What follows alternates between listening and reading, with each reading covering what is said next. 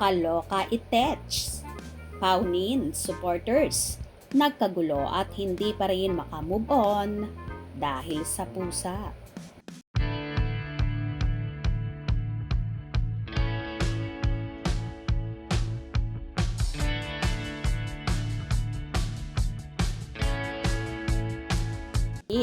Wala na talaga sina Paolo Avellino at Janine Gutierrez at matagal na nga silang break. Ayaw pa ring manahimik ng Paunin fans. Marami nga sa kanila ang ayaw pa ring sumuko at umaasang magkakabalikan pa rin sina Paolo at Janine. Pero mukhang malabo nang mangyari yon. Si Paolo kasi, obvious na, may something now with Kim Chiu. Si Janine naman, exclusively dating na sa Lavender Fields, leading man niyang si Jericho Rosales.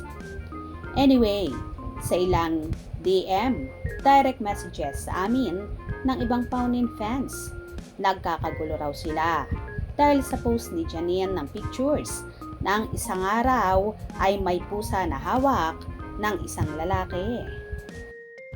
Yung lalaki raw na hindi naman kita ang mukha ay may nunal na katulad ng kay Paolo.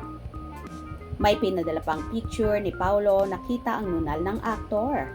Pinipilit nga ng Paunin fans na si Paolo ang may hawak ng pusa sa picture na pinost ni Janine bilang throwback na mga ganap ng Asia's Rising Star noong buwan ng July. Nakakaloka ha? Sabi namin, parang malabo na si Paolo, ang lalaking may nunal na may hawak sa pusa na yon. Tila hindi pa rin talaga tanggap ng ilang Paunin supporters ang hiwalayang naganap sa dating magkasintahan na sina Janine at Paolo, na kung tutuusin, malabo pa sa hugas ng bigas na magkakabalikan pa ang dalawa. Unang-una, vocal naman ang dalaga na happy siya sa kompanyon ni Jericho Rosales. At ayon pa nga, sa pambubuking ng director nilang si Direk Love Diaz, ay tila in love at so happy ang puso ng actress. Kahit naman si Echo ay palaging nakasubaybay sa mga post ng dalaga at seryoso siya sa feelings niya kay Janine, na marami nga ang nagsasabing mukhang hindi na mahihirapan ang aktor na sagutin ng dalaga. Dahil unang-una, botong-boto daw ang pamilya ni Nini sa aktor, lalong higit si Tita Annabel Rama na asawa ng lolo niyang si Eddie Gutierrez. At si Paolo naman daw, halata namang nagkakamabutihan na sila ni Kimi.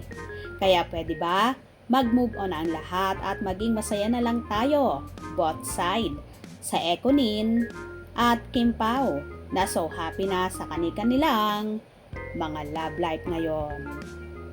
Gets nyo ba? Kung nagustuhan nyo ang video na ito, comment down below.